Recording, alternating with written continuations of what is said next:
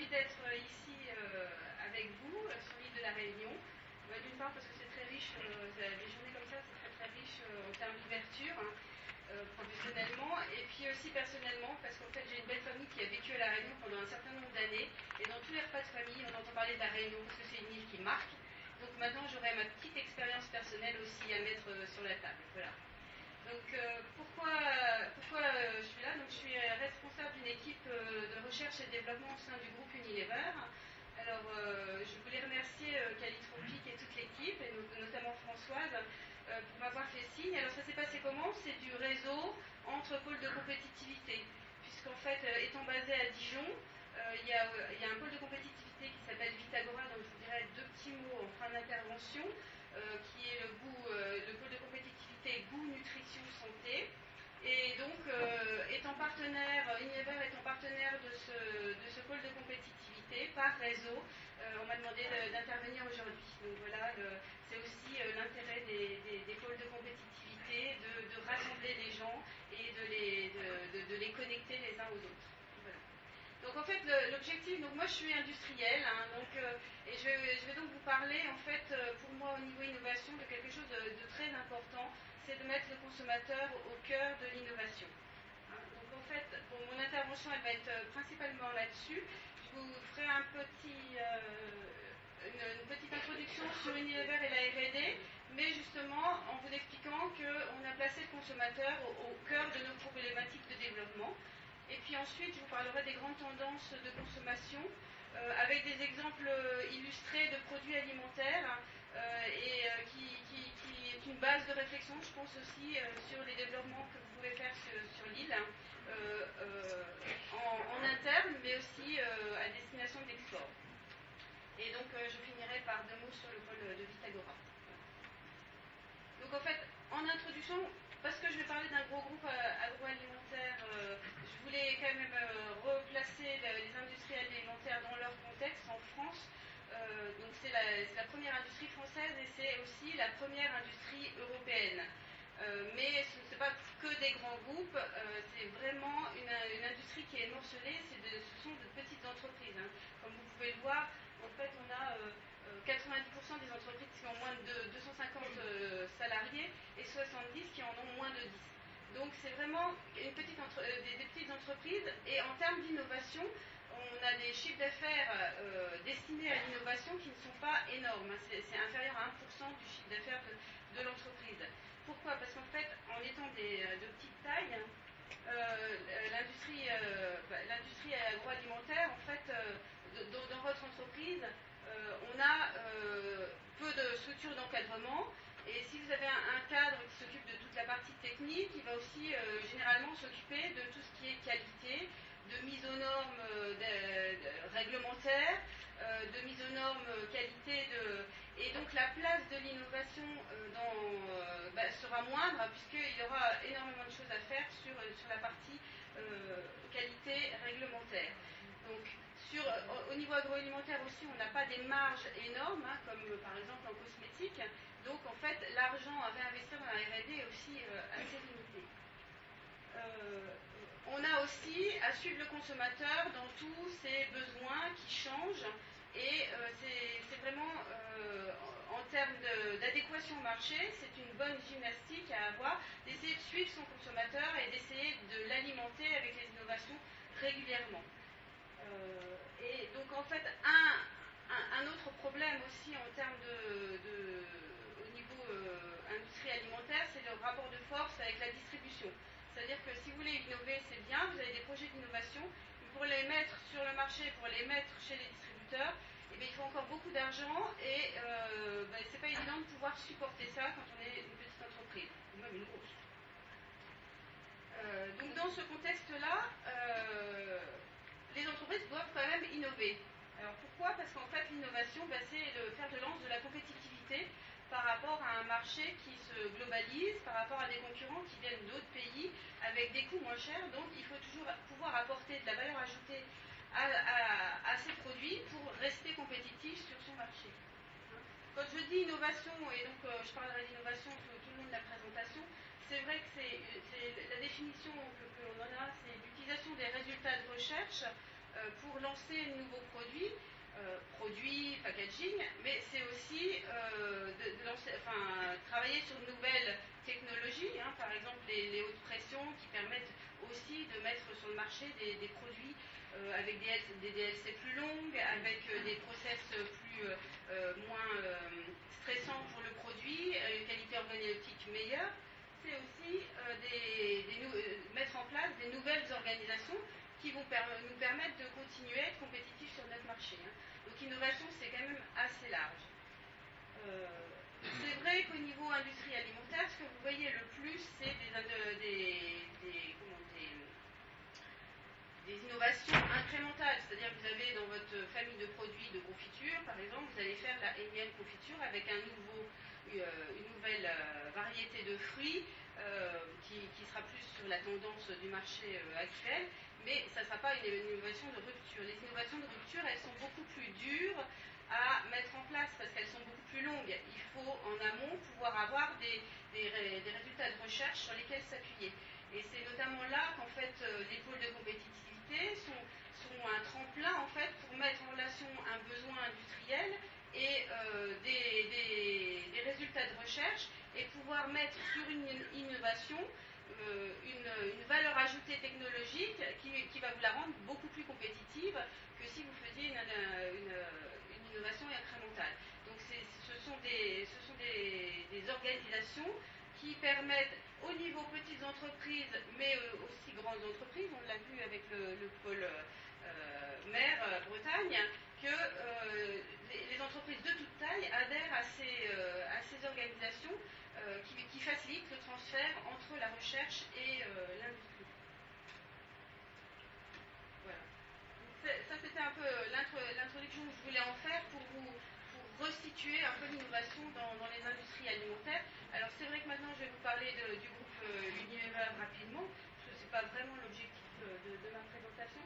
Simplement pour vous dire qu'au niveau Unilever, on a... Alors, je suis désolée, la présentation est en anglais, parce que c'est une présentation systématique d'Unilever, mais bon, je vais vous la traduire. Donc, en fait, Unilever se donne une mission. Alors, l'intérêt, je vais vous la lire.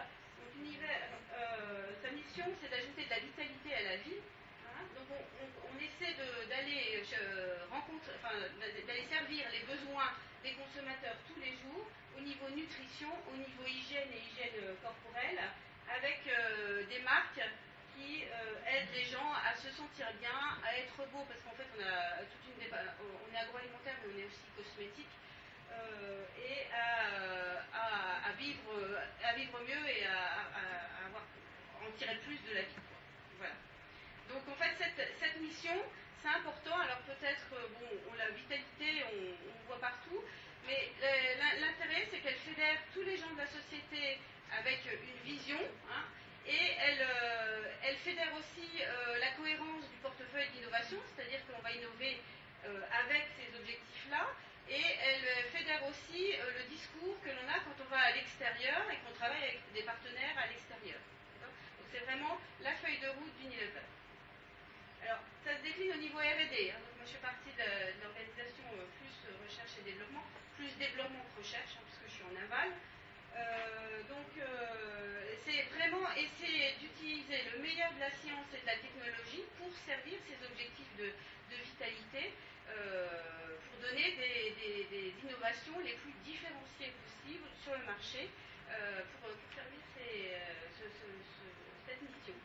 Et en fait, on a défini, au niveau du groupe, on a défini les besoins vitaux du consommateur. Et tout s'articule en termes de recherche autour de ces besoins vitaux. Donc, c'est paraître mieux, hein, donc paraître mieux, c'est tout ce qui est cosmétique, justement. Vivre en bonne santé plus longtemps. Atteindre plus, hein, c'est se dépasser. Quelque chose éviter d'avoir des problèmes de santé, se sentir bien tous les jours, hein, le bien-être, c'est quand même un besoin de chacun, et donner un bon départ aux enfants. Hein. Et là, notamment, c'est plus orienté sur la partie des pays émergents, donc l'Inde et les pays asiatiques. puisque c'est un groupe qui est international. Voilà. Donc ça, c'est les. Donc vraiment le consommateur, on a été chercher ses besoins vitaux et on organise la recherche en amont et aussi bien les développements en aval autour de ces besoins consommateurs. Alors du coup, ça nous permet de définir en fait des challenges au niveau R&D auxquels il faut répondre pour lancer le nouveau produit. Donc je ne vais peut-être pas tous vous les citer, mais on a par exemple, il faut optimiser les qualités nutritionnelles de nos produits. Donc on a beaucoup réduit les taux de sel, on a beaucoup réduit les taux de matières grasses saturées dans nos produits. Et donc là-dessus, par rapport à ça, travailler, optimiser le profil nutritionnel sans faire pour autant d'impasse sur le goût et sur l'appétence du produit. C'est-à-dire qu'on travaille sur des produits alimentaires, donc il faut toujours garder le plaisir de manger les produits. Donc non seulement il va falloir avoir des scientifiques qui travaillent sur la partie nutritionnelle, mais il va falloir aussi avoir des scientifiques qui travaillent sur la structuration des produits. Donc par exemple, on reviendra tout à l'heure sur la mayonnaise allégée. Comment faire une mayonnaise allégée, donc moins réduction de matière grasse, mais en gardant justement la texture du gras que l'on met dans la mayonnaise. Donc il y a donc des experts qui vont travailler sur la structuration des produits. Et également aussi, une part importante en fait dans l'organisation R&D, ce sont les chefs culinaires. Parce que les chefs culinaires, ils vont habiller le produit de façon à ce que ce soit un produit qui soit intéressant pour le consommateur. Ce ne sont pas des produits, simplement des produits issus de recherches scientifiques, ce sont des produits alimentaires qui ont peut-être aussi une base culturelle dans la cuisine de tous les jours de la consommatrice. D'accord ? Donc, un autre challenge, on le verra aussi, c'est d'essayer d'apporter le plus de naturalité par les ingrédients dans nos produits. Donc vous avez, je ne sais pas si vous connaissez le produit Vie, qui est un produit un petit flacon type Actimel, où vous avez vos 5 fruits et légumes par jour, par exemple. Ou le produit Hades, qui est une boisson au soja à base de fruits. Bon, je ne vais pas continuer. Donc voilà, simplement ce que je voulais vous présenter du groupe en termes d'innovation, pour bien vous montrer que tout est charpenté autour de ces besoins vitaux du consommateur et autour de la mission que le groupe s'est donnée. Voilà. Alors, c'est vrai que donc, le consommateur, pour moi, par mon expérience chez Unilever, il doit être au centre et c'est ce que je vais essayer de vous faire passer, il doit être au centre de vos préoccupations quand vous innovez. Alors, il peut être au centre de vos préoccupations au départ, quand vous générez vos idées, et je pense que ça fera le lien avec cet après-midi, avec les présentations de cet après-midi. Il peut être au centre, mais il est aussi présent dans toutes les étapes de votre process d'innovation. Si par exemple, dans un process d'innovation, on le représente comme ça, donc on a une génération d'idées, donc vous avez beaucoup d'idées, vous allez avoir un tri, donc vous allez sélectionner quelques projets sur lesquels vous allez travailler sur une faisabilité. Faisabilité technique, est-ce que vous avez les outils pour faire vos produits? Est-ce que vous êtes capable d'aller sur le marché au niveau consommateur pour installer votre produit au niveau de la distribution? Est-ce qu'on a les moyens technologiques pour le faire, ou est-ce qu'on a besoin de recherche, d'éléments de recherche pour faire un saut technologique pour réaliser cette idée-là? Et puis ensuite, il faudra définir les moyens, faire des cahiers des charges, lancer la production. Et la dernière étape, c'est l'évaluation.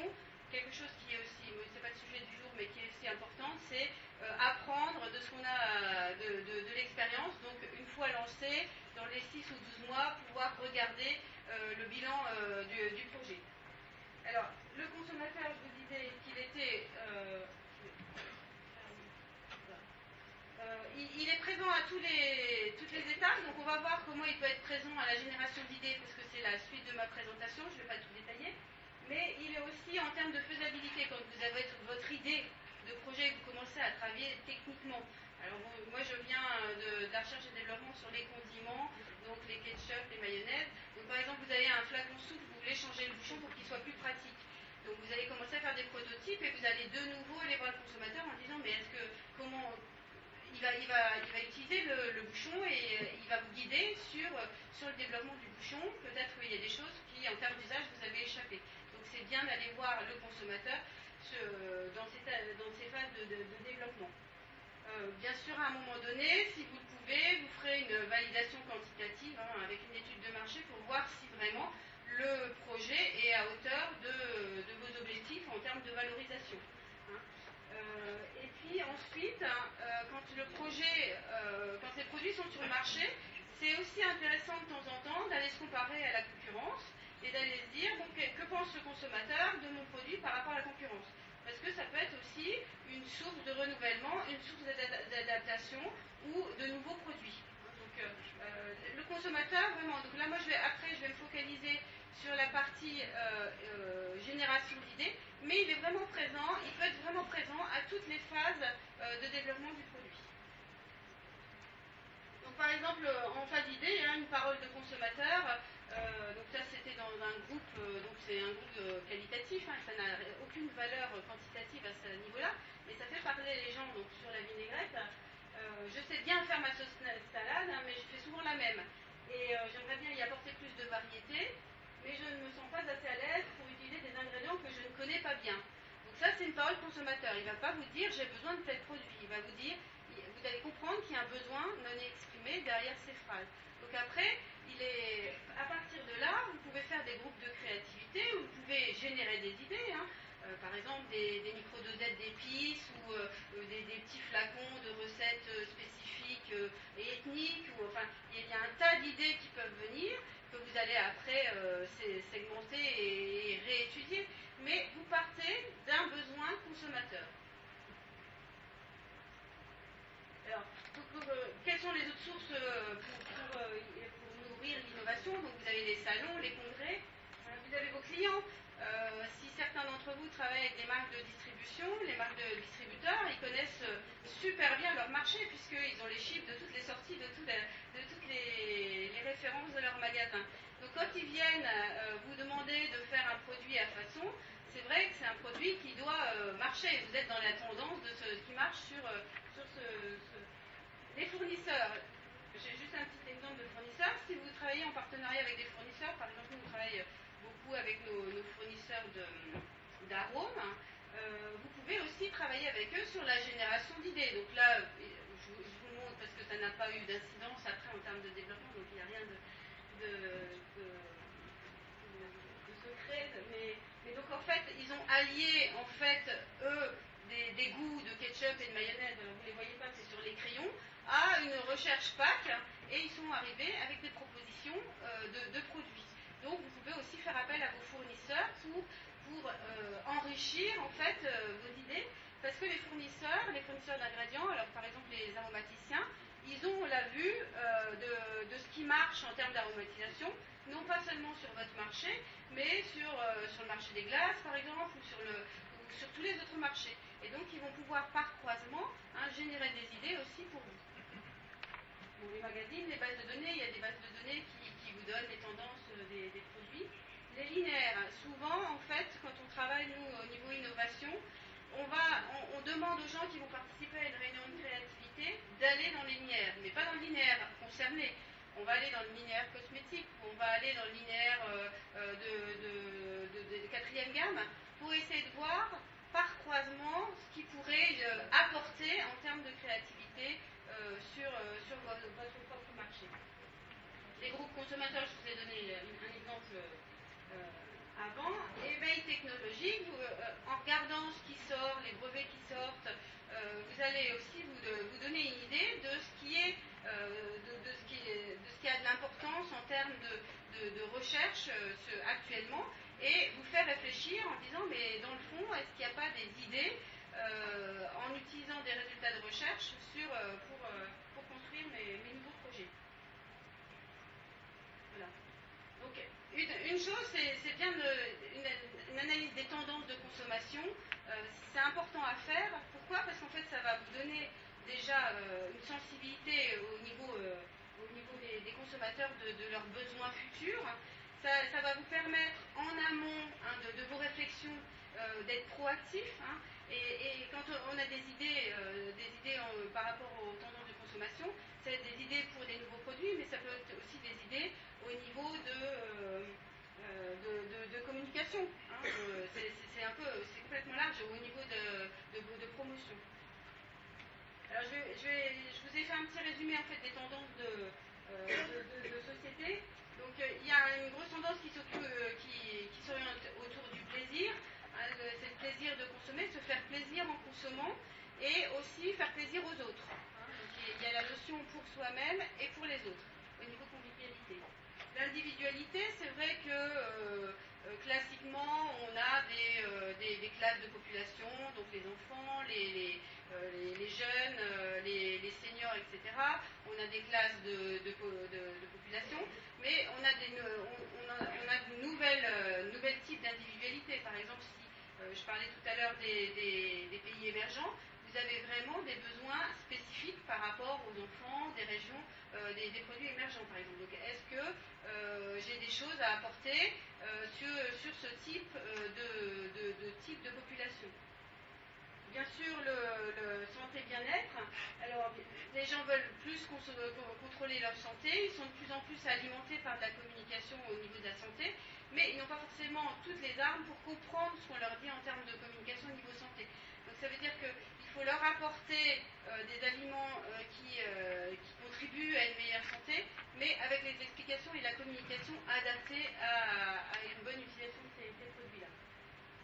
Il y a aussi la tendance de vie complexe. On a des vies de plus en plus chargées. On court, travail, vie familiale. On a des familles qui sont reconstituées, donc des familles monoparentales. Donc tout ce contexte-là fait qu'on peut se demander quel type de produit je pourrais adapter pour cibler ces groupes de personnes ou ces besoins. Sociabilité, c'est vrai qu'on est de plus en plus dans le lien, il faut beaucoup de liens. Vous voyez, tous les jeunes sont connectés 24 heures sur 24, au niveau qualitatif, au niveau quantitatif. Donc je ne vais pas en parler là parce que c'est peut-être plus difficile au niveau alimentaire.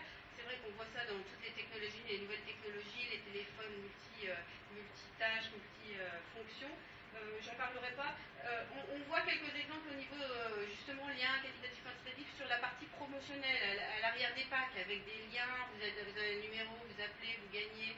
Enfin, il y a commencé à avoir pas mal de liens.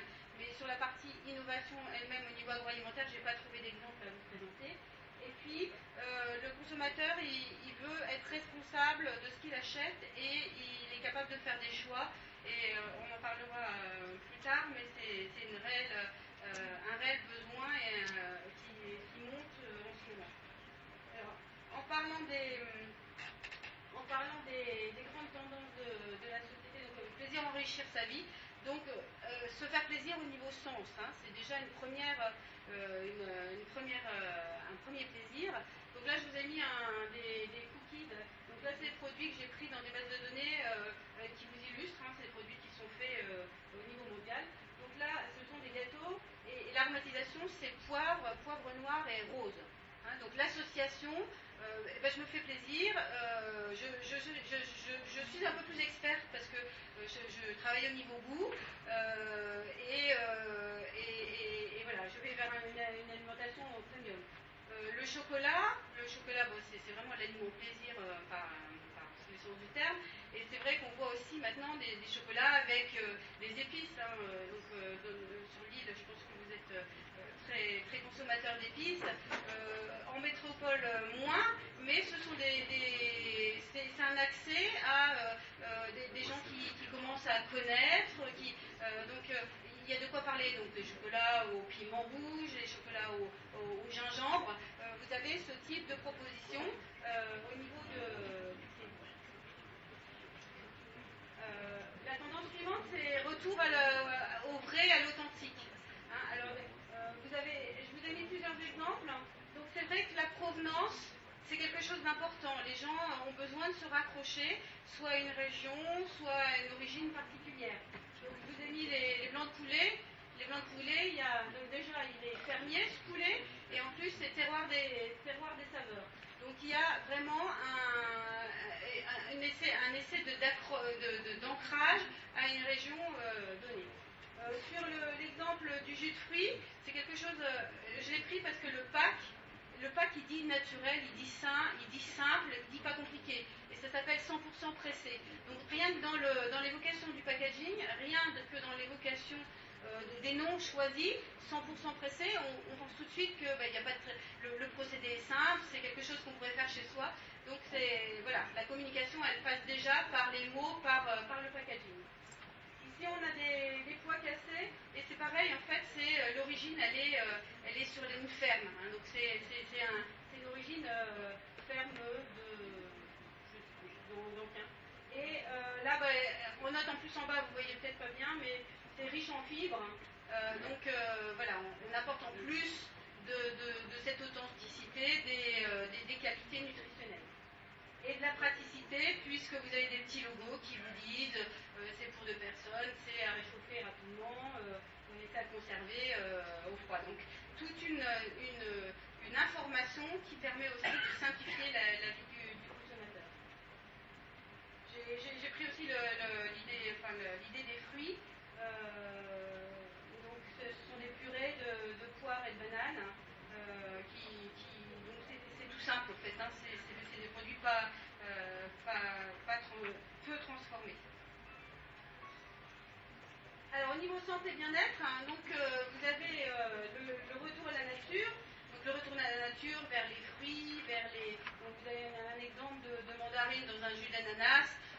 Donc c'est simple, c'est une ration de fruits pour la journée.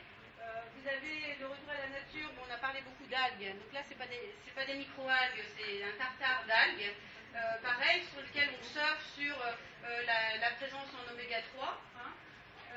Donc ça c'est une marque Bjork, je ne sais pas si vous connaissez, c'est une marque qui travaille plus sur les produits au niveau nutritionnel. Vous avez prévention contre les maladies, donc aussi bien antioxydants, nutrition des enfants, gestion du poids, et puis bien-être digestif avec les probiotiques. Hein. Je vais vous donner 2 exemples derrière. Hein. Toujours, il faut s'autoriser en se faisant plaisir. Donc quand vous voyez ces produits-là, c'est des produits qui sont plaisir. Alors peut-être que derrière, donc le soja, ça va vous permettre une certaine diète sans protéines de lait, mais vous avez la communication principale, elle est faite autour du plaisir, et derrière, vous avez un bénéfice santé. Donc je voulais vous donner 2 exemples au niveau du groupe. C'est qu'on a lancé récemment la première margarine allégée qui contenait des probiotiques. Hein, en Europe, en Allemagne et en Suède. Hein, donc pour renforcer les défenses naturelles, comme un Actimel pourrait renforcer les défenses naturelles. Donc effectivement, en termes de challenge R&D, il y a déjà faire comprendre au consommateur le bénéfice, parce que peut-être qu'il a l'habitude, 80% des probiotiques c'est vendu dans les offres laitières. Donc là, on sort de l'offre laitière et donc faire comprendre au consommateur le bénéfice. Et puis les probiotiques dans le produit, spécifiquement dans une margarine, au cours du procédé de fabrication, au cours de l'ingestion intestinale, ça a été des sujets de recherche. La deuxième chose, c'était sur la mayonnaise, on en a parlé tout à l'heure. Je travaille sur la mayonnaise allégée, et c'est vrai qu'au début, les offres allégées, c'est des offres moins de gras, moins de matière grasse. Et comment retourner en fait et surfer sur ce besoin quand même de gestion du poids, comment surfer sur ce besoin en retournant et en positivant et en surfant sur les tendances que l'on a vues précédemment. Donc voilà comment on a fait. On a toute la communication, elle a été faite, je vous ai mis 2 visuels, autour du goût. Hein, c'est le vrai goût. Hein, donc c'est une mayonnaise allégée, donc elle est à 25% de matière grasse comparée à une mayonnaise de base qui est à 70% de matière grasse. Donc il y a un sacré changement de structure du produit. Et donc en fait on a tout basé sur la communication au niveau du goût. Il y a le petit logo avec un fouet, donc on dit que c'est battu 2 fois, c'est fouetté 2 fois. Donc ça c'est dans le process de fabrication, et ça donne un lien sur quelque chose qui n'est pas artificiel. Hein. Donc la mayonnaise, c'est quelque chose que vous pouvez faire avec un fruit chez vous. Donc ça vous donne un ancrage de produits pas moins industriels. On a bien sûr la communication sur la partie nutritionnelle, puisque c'est ce que vous voulez. Hein. Donc on a une explication simple sur la partie nutritionnelle par cuillère de mayonnaise, puisqu'en fait c'est la consommation, hein, elle n'est pas pour 100 grammes, elle est par cuillère de mayonnaise. Et effectivement, quand on a revu l'offre de la mayonnaise, on a réduit notre taux de matière grasse, mais tout en pouvant clémer un produit riche en oméga 3 en travaillant le mélange des huiles, hein, du colza, tournesol, etc. Donc tout ça, ça a été faisable aussi sur la base d'un brevet qui nous a permis de structurer la mayonnaise et de donner une texture proche de la mayonnaise avec 70% de matière grasse. Et donc ça, c'était un brevet sur les fibres de citron. Donc l'intérêt, c'est l'utilisation aussi d'un ingrédient naturel pour, qui apporte en termes de texture sur ces produits. Alors, les vies complexes, c'est vrai qu'on cherche de la flexibilité. Alors, à un moment donné, on voudra se faire des petits repas tranquilles chez soi, mais à un autre moment donné, il faudra qu'on mange vite.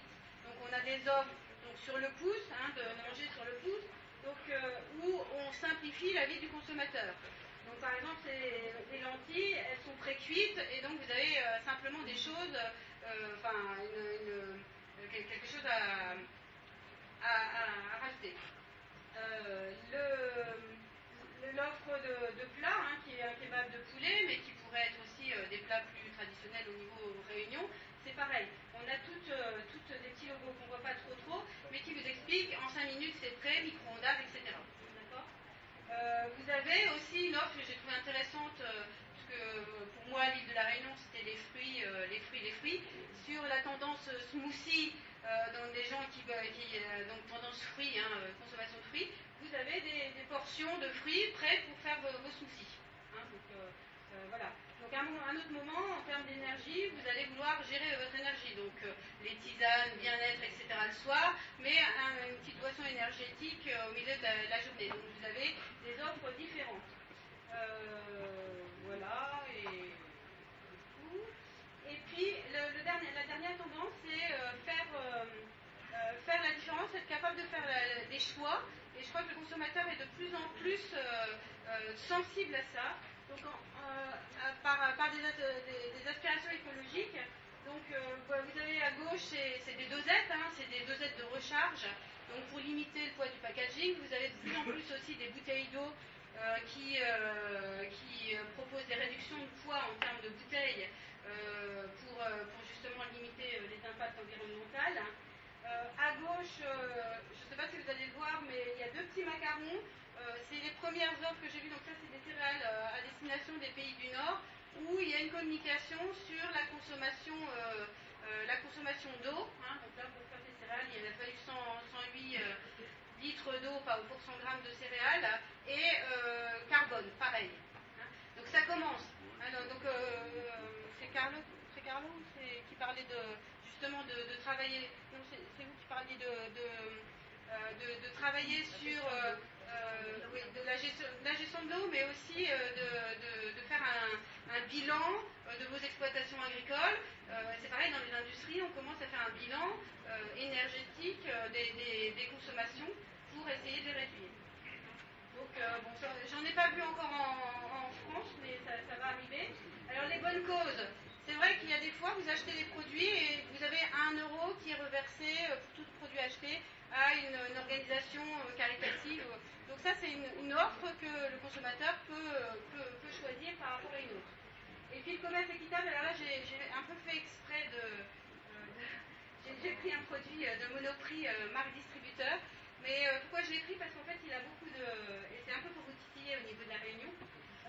Parce qu'en fait, c'est du sucre de canne, hein, qui vient d'Éthiopie, du Paraguay, pardon. Du Paraguay. Du Paraguay. Donc, c'était pas l'île de la Réunion. Donc, il y a de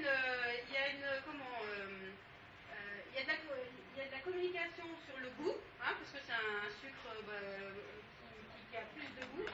Il y a donc le commerce équitable et c'est une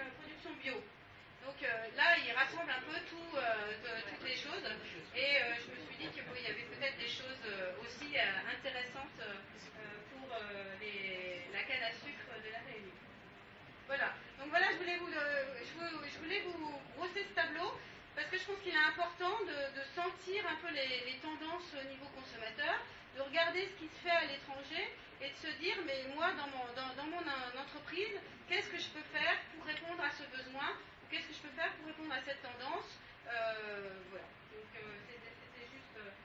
et pour finir, je voulais juste vous dire 2 mots de Vitagora, qui lui aussi, en termes de pôle de compétitivité, a une stratégie basée sur le consommateur. Donc en fait, il y a un pôle qui s'occupe de l'analyse des préférences alimentaires, de l'axe goût, des besoins nutritionnels et donc au niveau consommateur, des études de segmentation au niveau consommateur. Et puis après, par rapport à ça, il va y avoir des cahiers des charges qui vont être travaillés sur les besoins nutritionnels, sur les qualités nutritionnelles et organoleptiques. Et ensuite, on va même jusque la partie agricole, où en fait, on va essayer de sélectionner des variétés qui vont apporter du goût ou une valeur nutritionnelle aux produits finis. Par exemple, une farine pour du pain. Il y a un sujet comme ça. Et on travaille aussi sur la transformation des produits, par exemple pour limiter au niveau environnemental et au niveau intrant. Donc ce pôle, en fait, c'est le même type de présentation que pour le pôle Bretagne. Juste simplement, c'était pour vous dire qu'il y a plein de petites entreprises. Il y a aussi quelques grosses entreprises comme Seb, Lactalis, Mac Médication, Sonoble, et puis donc nous qui participons. Et les projets, quelques idées de projets qui m'ont fait suivre. Donc il y a un sujet sur le jus de raisin, sur le goût, les qualités de nutrition aussi, sur les médicaments, sur la prévention de l'obésité chez les seniors. Au niveau probiotiques, des probiotiques qui tiennent mieux sur des environnements lyophilisés ou même hydratés. Et puis le dernier, c'est sur le rôle d'un transporteur de fatty acides dans l'impact sur le comportement alimentaire et santé. Voilà, donc ça c'est quelque chose, quelques panoplies de projets. Voilà, j'en ai fini, j'espère que vous garderez en tête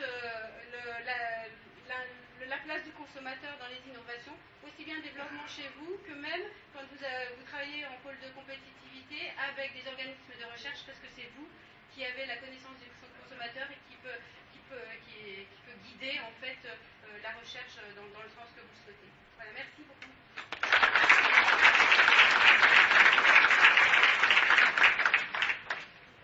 Merci Elisabeth Lustra. Avez-vous des questions pour les 2 derniers intervenants, pour Hervé Moulinier ou Elisabeth Lustra?